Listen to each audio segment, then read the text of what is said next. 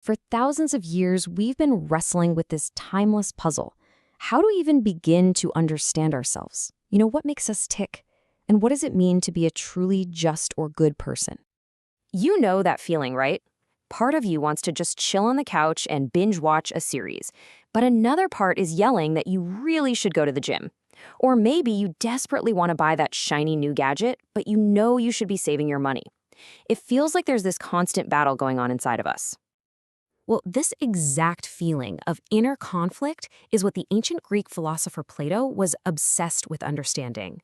He dedicated a huge part of his most famous work, The Republic, to answering this one deep question: what is true justice? Not in a courtroom, but inside the human soul. So, how did Plato tackle this massive problem? He used a brilliant method. Instead of looking directly at the soul, which is tricky, he decided to build a mirror. Through his character Socrates, Plato argued that trying to find justice in a single person is like trying to read tiny little letters from far away. It's almost impossible to see clearly. So what's the solution? Find a bigger version of the letters to read. In this case, that meant building a perfectly just city in his imagination. The logic is simple, but so powerful. First, admit that looking at the soul directly is hard. Second, scale it up to a city, where the same principles are written in big, bold letters. Third, figure out what makes that city just. And finally, apply that understanding right back to the individual. This is the roadmap we're going to follow. So what does this ideal city actually look like? Well, Plato says it's built on three essential classes, each with its own very specific role.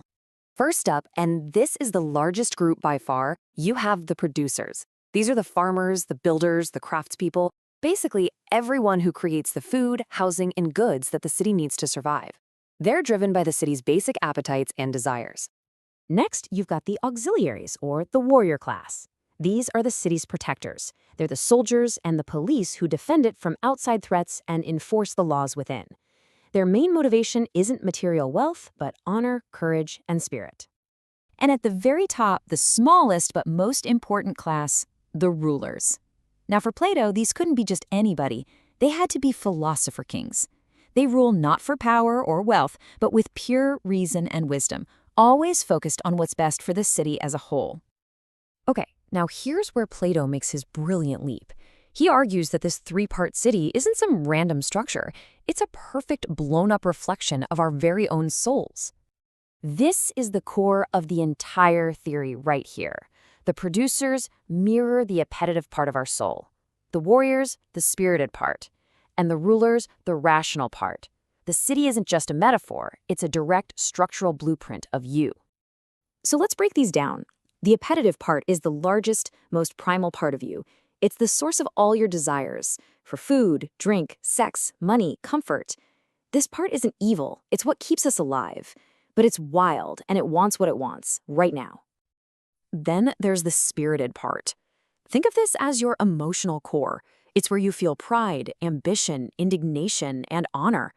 This part gets angry at injustice and swells with pride when you achieve something.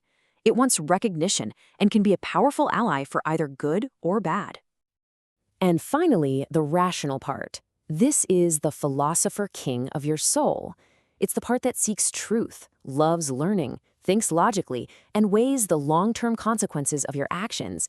Its goal is to guide the whole system toward what is truly good and wise. So we have these three powerful forces inside us. One wants pleasure, one wants honor, and one wants truth.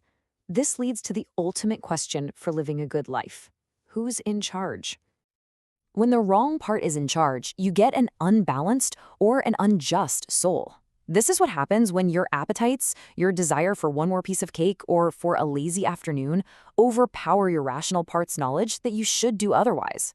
It leads to that inner conflict, regret, and chaos. But in a balanced soul, all the parts work together in perfect harmony. This brings us to Plato's beautiful and maybe surprising definition of justice. Forget courtrooms and laws. For Plato, justice is purely a state of internal order. It's about the health and harmony of your own soul. There it is, the big idea. A person is just when each of the three parts of their soul does its own job and doesn't try to do the job of the others. It's all about each element fulfilling its natural function. So here's the proper hierarchy for a just, virtuous, and happy life. Your rational part has to be in the driver's seat, making the decisions. Your spirited part acts as its enforcer, providing the courage and motivation to follow through. And together, those two guide and manage the powerful appetites, making sure they're satisfied in the right way at the right time. It's an idea that's just as relevant today as it was 2,400 years ago. So the question to leave you with is this. As you go about your day, think about your choices. Which part of your soul is really calling the shots?